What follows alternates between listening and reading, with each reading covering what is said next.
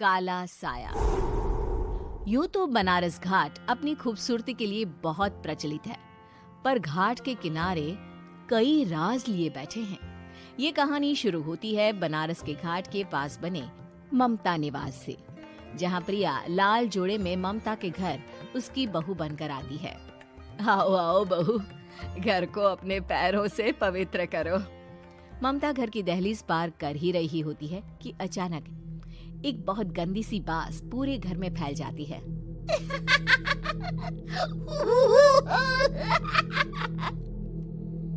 ये बदबू और ये आवाजें, ये कौन हंस रहा है माँ? अब ये पड़ोसी ना हमारे थोड़े अलग से है। कहाँ हम शाकाहारी और ये मांस मच्छी खाने वाले। छोड़, तू ध्यान मत दे और गृह प्रवेश कर।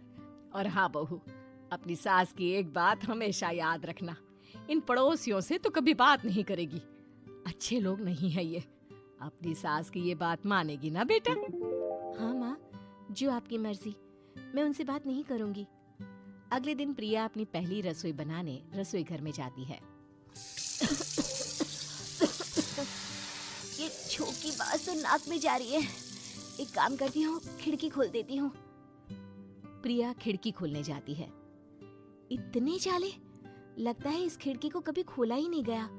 पर ऐसा क्यों? ओह, नॉन वेज की स्मेल आती होगी ना। 2 मिनट के लिए खोल लेती हूँ, फिर बंद कर दूंगी।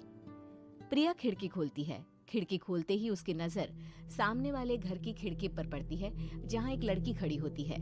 हाथों में मेहंदी, लाल रंग की साड़ी, बिल्कुल सजी धजी, मानो प्रिया की तरह ही वो भी नई नवेली बहू हो। वो प्रिया को देखकर मुस्कुराती है। हे भगवान, माँ ने तो इनसे बात करने को मना किया था। प्रिया फौरन ही खिड़की बंद कर देती है और तवे पर चढ़े रोटी की ओर देखने लगती है, पर वहाँ रोटी न होकर मछली पड़ी होती है। ये क्या? पहली ही रसोई में इतनी बड़ी गलती। हे भगवान, अब मैं क्या करूं? प्रिया बहुत डर जाती है और फौरन रसोई की सफाई करने और फिर सभी के लिए खाना बनाने लग जाती है। जब वो सबको खाना परोसती है, सब तो ठीक है, मैं बेकार में चिंता कर रही थी। हे भगवान, ऐसे ही बस अपनी कृपा बनाए रखना। रात के वक्त जब सब सो रहे होते हैं, तब प्रिया को पायल की आवाज सुनाई देती है, जिससे उसकी आंख खुल जाती है। ये पायल की आवाज कहाँ से आ रही है? प्रिया उठकर उस आवाज के पीछे छत की सीढ़ियों तक जाती है। तभी उसे बच्चे के रोने की आवाज आती है। प्रिया छत पर जाती है तो क्या देखती है? वही लाल साड़ी वाली लड़की अपनी गोद में एक नवजात बच्चे को घुमा घुमा कर सुला रही है। तभी प्रिया की नजर उसके पेट पर पड़ती है। ओह गॉड, ये तो प्रेग्नेंट भी है। सुनिए, बच्चा सो नहीं रहा है क्या? मैं कुछ मदद करूं? नहीं नहीं, आपके घर वालों को अच्छा नहीं लगेगा, मैं संभाल लूंगी। स्नेहा की गोद से बच्चा हाथ मारकर प्रिया की गोद में आने को छटपटाने लगता है। दोनों घर अगल बगल में बने होने के कारण प्रिया उस बच्चे को गोद में ले लेती है। प्रिया के पास आते ही वो सो जाता है। बच्चे का वो स्पर्श रात भर प्रिया भूल नहीं पाती और अगली सुबह वो छत पर कपड़े सुखा रही होती है। तभी उसे एक औरत इशारा करके बुलाती है। स्नेहा कह रही थी बाबू तुम्हारी गोद में आते ही सो गया। मैं गौरी, स्नेहा की माँ हूँ। बहू, घर आना, बाबू को खिला भी लेना। शाम को जब घर पर कोई नहीं रहता, बच्चे से मिलने के लिए प्रिया छिपकर अपनी पड़ोसन के घर चली जाती है और कुछ देर बच्चे को खिलाकर वापस लौट आती है। इसके कुछ दिन बाद ही प्रिया को पता चलता है कि वो माँ बनने वाली है। ममता की खुशी का ठिकाना नहीं रहता।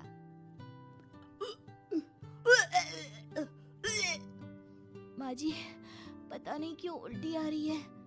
प्रिया भागती हुई वॉशरूम में जाती है तो हरे और लाल रंग की उल्टी करती है। उस उल्टी में से कीड़े निकलते हैं। ये क्या? खून और ये कीड़े! माँ! माँ! प्रिया की आवाज सुनकर ममता दौड़ कर आती है, पर बेसिन में कुछ नहीं होता। प्रिया हक्की बक्की रह जाती है। ये सब क्या हो रहा है? प्रिया घबरा जाती है और अपने कमरे में जाकर सो जाती है। डर के कारण वो इतनी थक जाती है कि उसकी आंख लग जाती है। तब उसे ऐसा लगता है उसके पेट पर मानो कोई बैठा हुआ हो। कौन हो? प्रिया के पेट पर एक 5 महीने की बच्ची बैठी हुई थी, जो बुरी तरह जली हुई थी। माँ, तुम ही मुझे लाई ना अपने पेट में। मैं तुम्हारी माँ नहीं हूँ। कौन हो तुम? माँ, देखो मैं जल गई बुरी तरह से। 6 महीने पेट में रहने को भी मुझे नहीं मिला। सहला दो ना माँ।